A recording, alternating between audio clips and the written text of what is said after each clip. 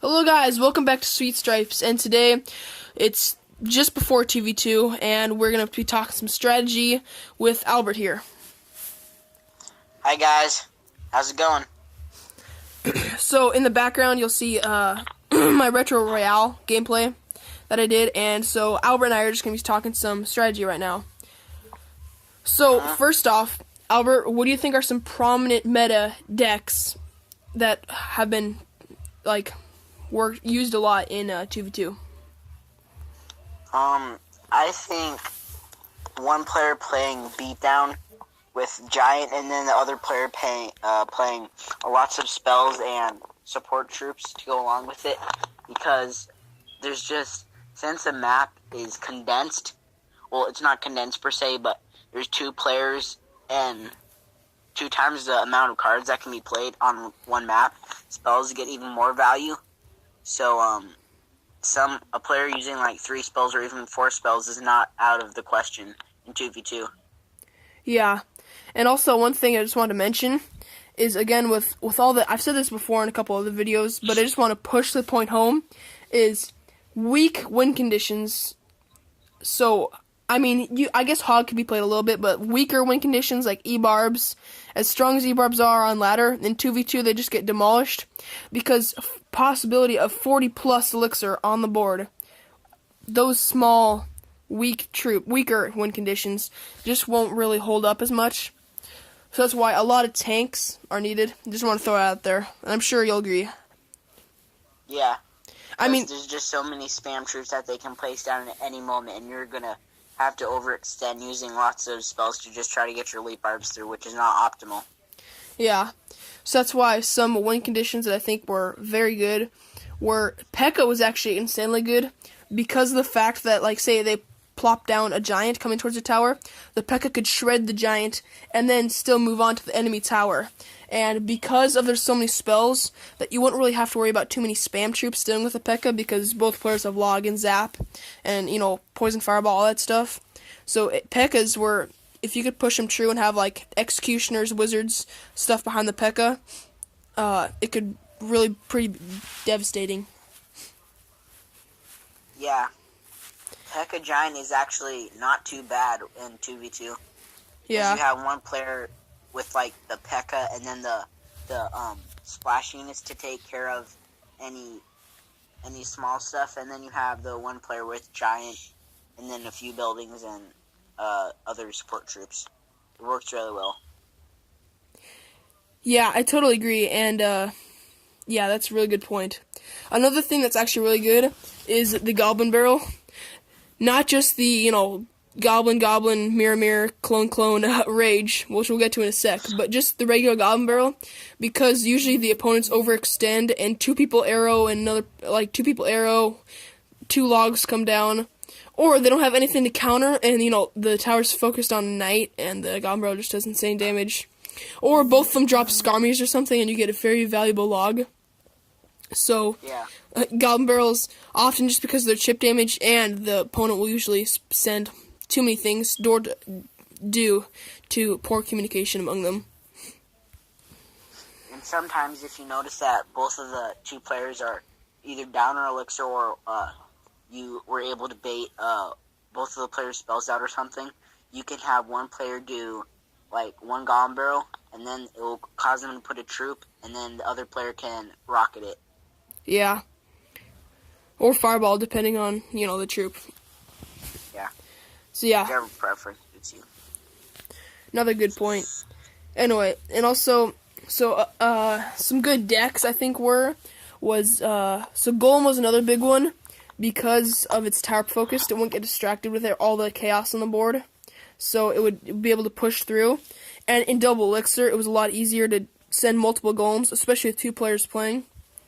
And it got pretty devastating if you got behind on Elixir and, multiple golems are just being plopped at the bridge and you were barely able to defend the first one, and then another one gets down. That was another heavy tank, and the explosion damage really, with all the troops on the board, it could get some pretty good value. Yeah. And, I don't know if you knew this or not, Finn, but believe it or not, Minor Poison was actually not too bad in 2v2. Yeah, I agree. Because and one trick, guys, is poisons do not stack. So one person should be running fireball, one person should be running poison. Just a side note there. Pick that off of Reddit and a trial and error experience. When you put 2 poisons down. Got him. Yeah. So anyway, but yeah, minor poison because the opponent probably wants to defend it with Goblin Gang or Skarmy, and they can't, so they have to use beefier troops that get caught in the poison. Definitely. Like a Mega Minion will get half health down. Yeah, stuff like that. With minor poison decks, you obviously have a resilient, cheap troop to put on defense that kills the cards that killed the minor and were counterattacking on you. And also, in the very end of the battle, when there's, 500 health off on a tower, the opponent can just start spamming defensive troops, and it can be really hard to put the opponent through, especially if, something happens, like they have a building. So, yeah, so it can be hard, so I believe that, yeah. So it's really good to have a miner that can just go to the other tower and easily just, get that done, and then also poison dealing direct damage. You agree, Al? Yeah. Alrighty. So, what else do you think about 2v2? Any other side notes, comments? I would say players with Goblin Barrel probably need to switch it up a bit. Clone is kind of a special kind of niche thing that happens with 2v2 because the clone Goblin will be able to hit the King's Tower. So generally you want to put your Goblin Barrels, if you're going to try to clone them, on the far left. Just general side tip also, in any game you want to switch up G-Barrels. Yeah, I agree.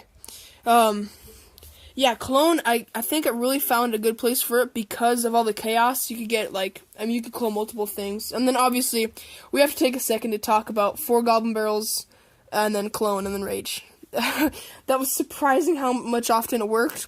Because even, I saw one guy, he actually logged 2 Goblin Barrels, but when 2 clones go down and a rage, it's still so devastating. So, it's really interesting. I mean, even if they, one guy, even if they catch, 3 goblins, it doesn't really even matter because of all the Goblin Barrels and all the chaos that they can even clip a few goblins and it won't matter. Yes.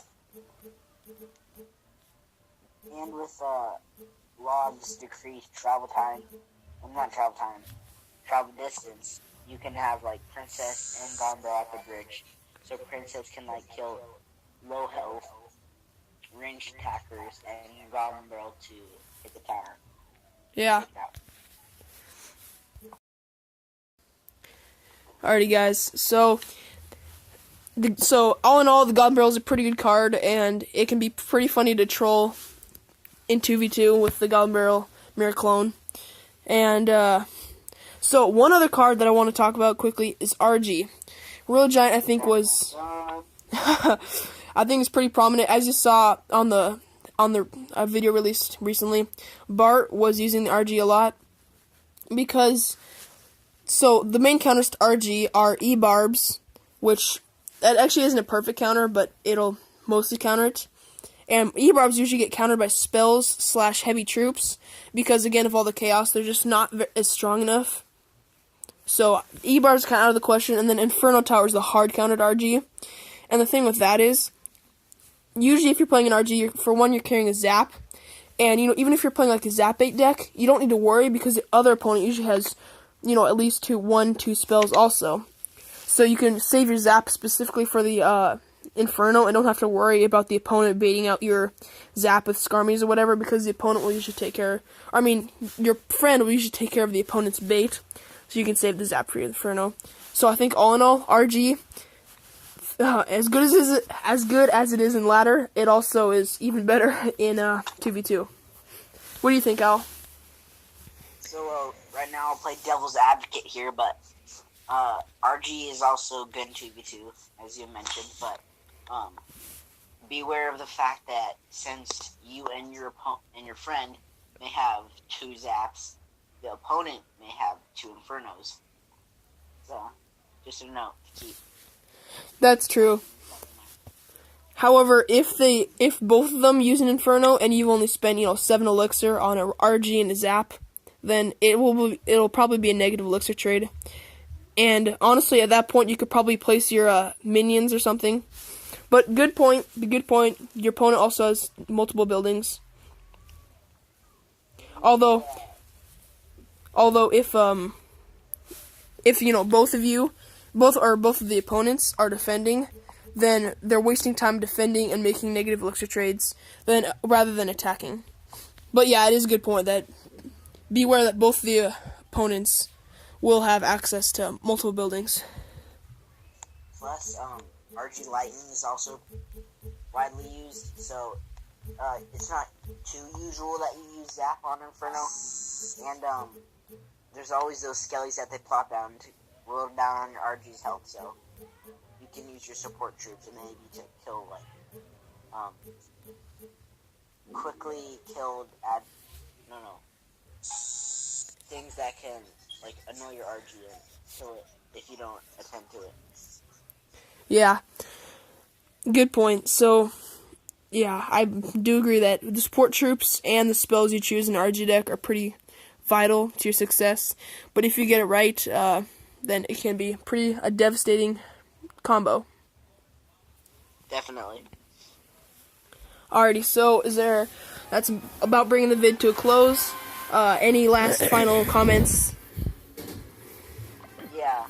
What do you think about Elixir Collector or Elixir Collector and 3 muskets? So, personally, Elixir Collector is my favorite already in ladder.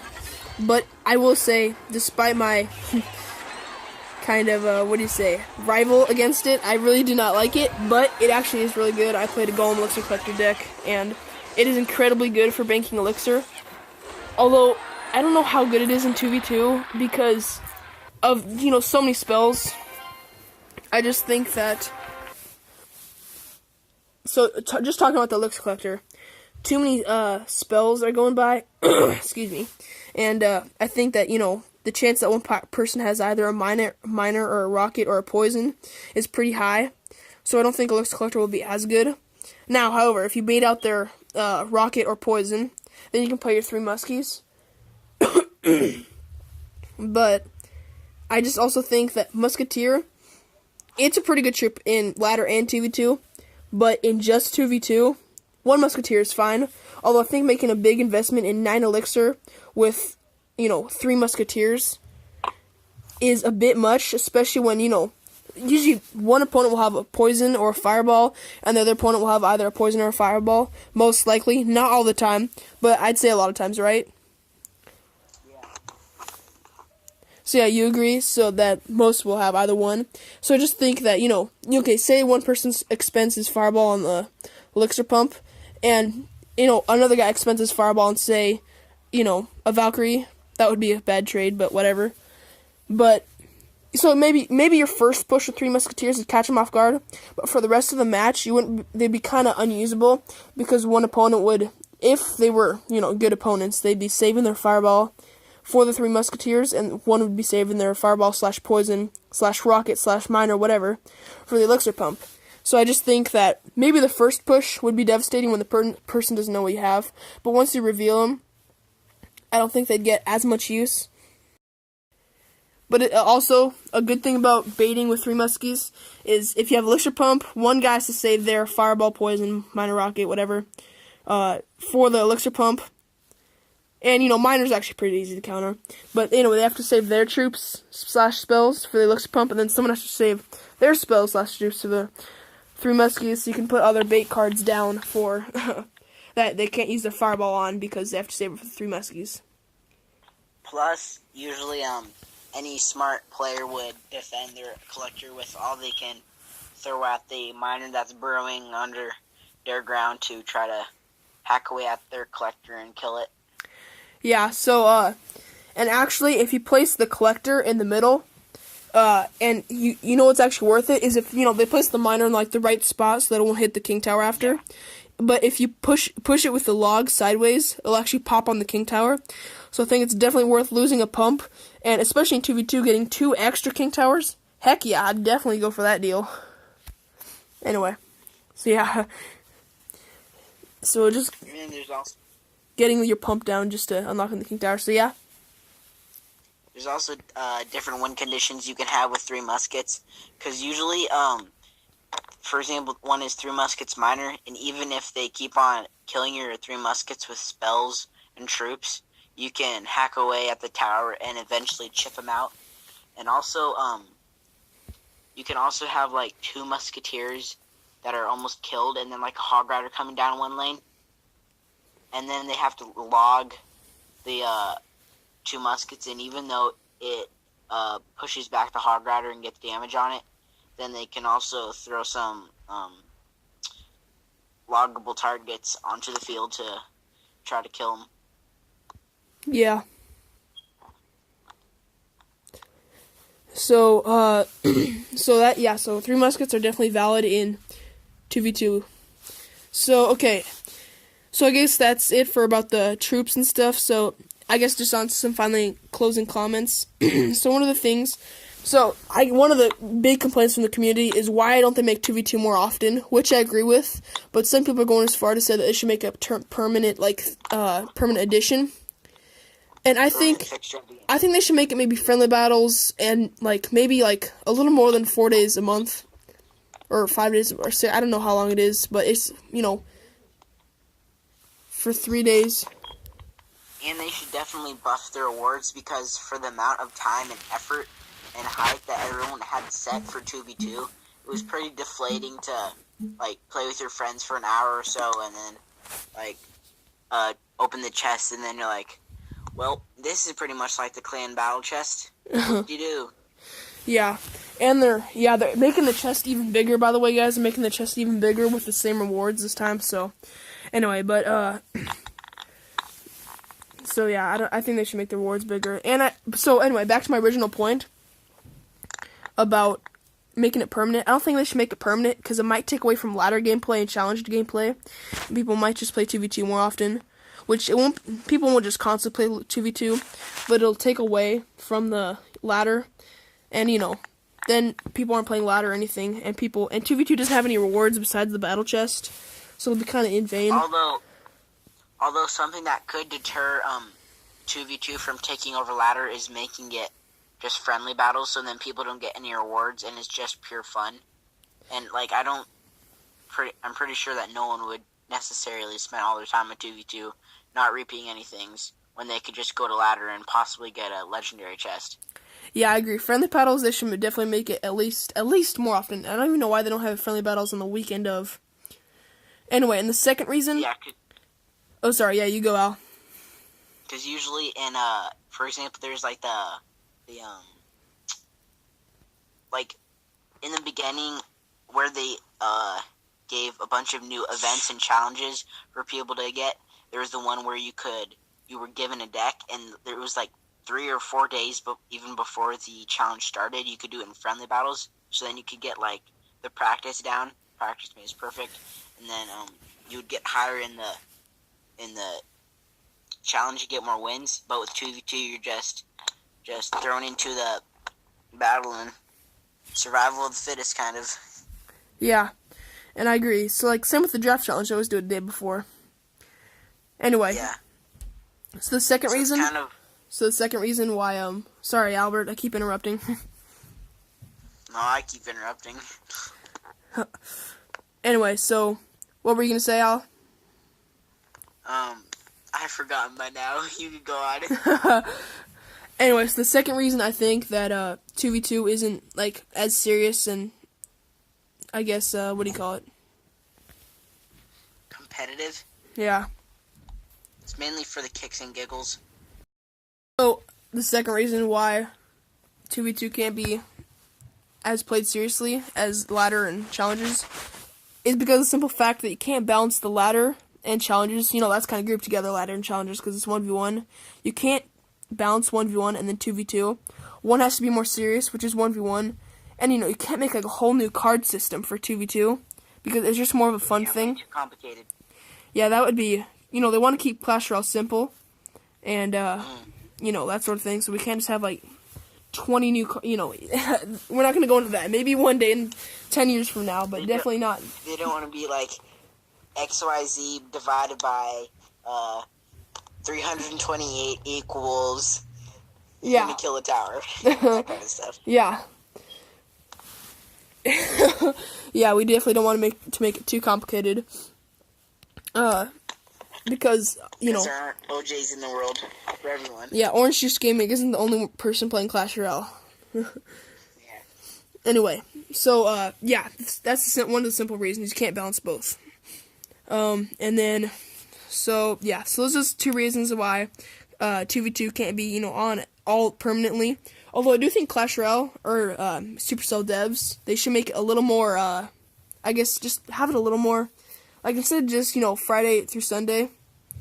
I just think they have a little more often, and friendly battles would be a good idea. Like maybe at least Friday through Sunday in friendly battles. I think that'd be good, but yeah, I don't know. And in the future, Clash Royale already has said that they look to make the game a little bit more esportsy.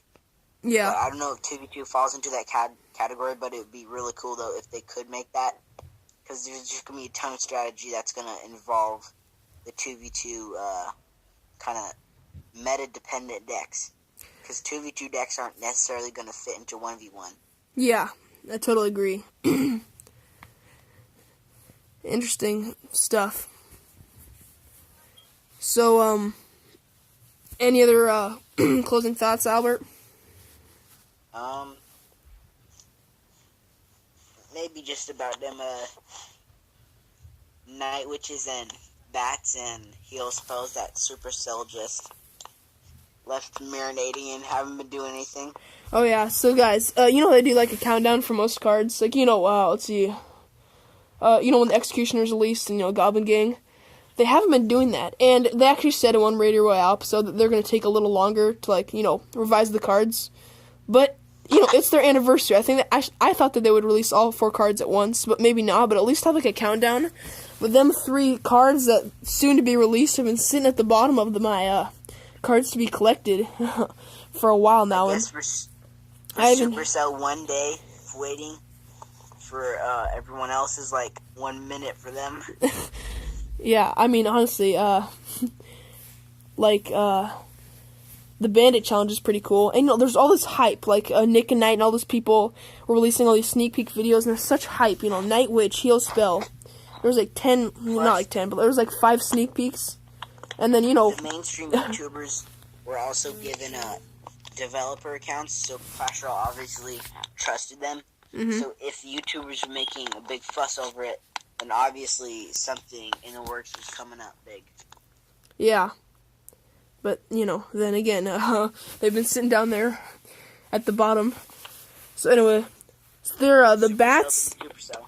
Yeah, the bats and the heal spell are pretty original. Night Witch it's decently original, although I don't know how good it is going to be as a legendary.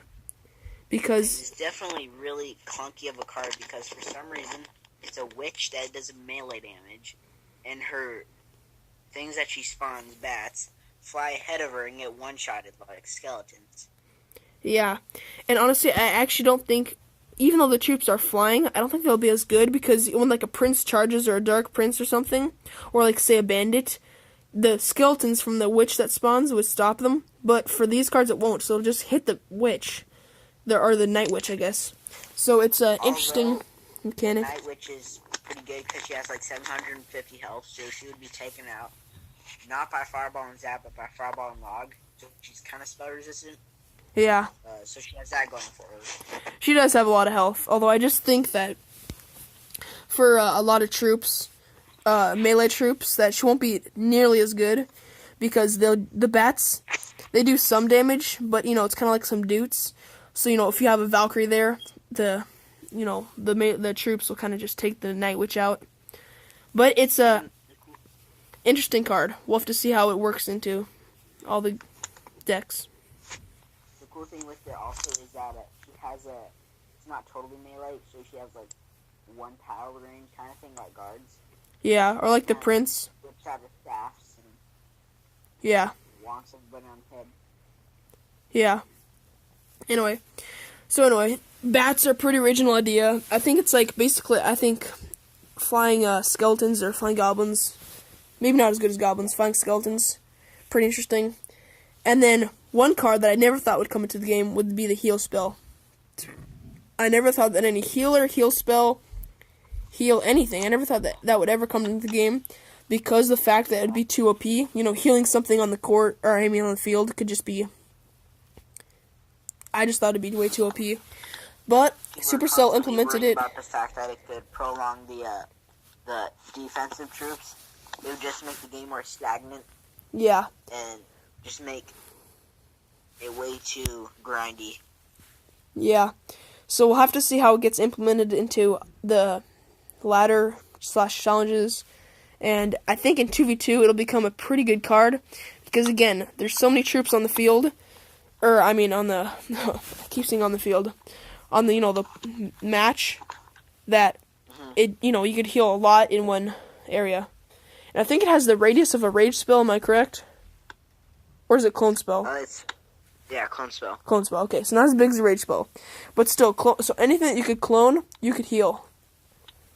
But something that I find kind of worrying, though, is that since it has it lasts 3 seconds, which is pretty short, and it's small, it would benefit slow-moving units better. Mm-hmm. So, for example, Golem would be kind of suited to it, maybe, but one thing that I'm looking at is Bowler, and you already know how good that card is on defense. So, for example, if they rocket it, all you do is plop down a heal spell, and it's practically at 50% HP and ready to come back into the fight and knock down some muskies and archers and destroy everything.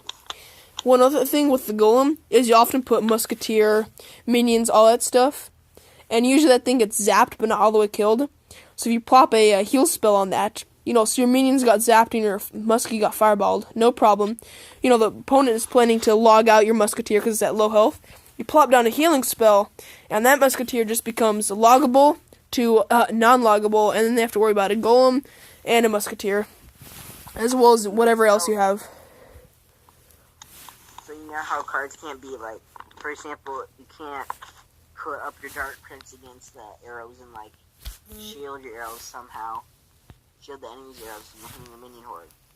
A heal spell is basically like a counter spell, because it reverses the damage and then some. Yeah. Interesting. Pretty much likable to a poison. Yeah, reverse of a poison, pretty much. And can it just affect towers? I don't think it does. Right? Yeah, it doesn't affect towers. That'd just be plain OP. Your towers at zap range, bonk, mirror heal, and then...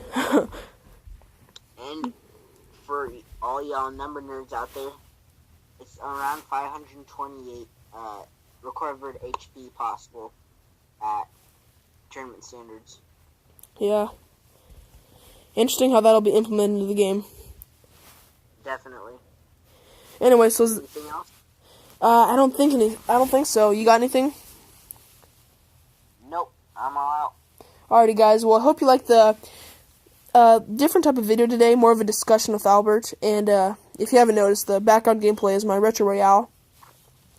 And, so yeah, different type of video discussing 2v2. And we'll be definitely making some more vids on the 2v2 when it comes out in a couple hours. We're making this right before it comes out. Anyway, so, well, thank you guys so much for tuning in. Sub to our channel, and see you guys in the next episode. Peace out.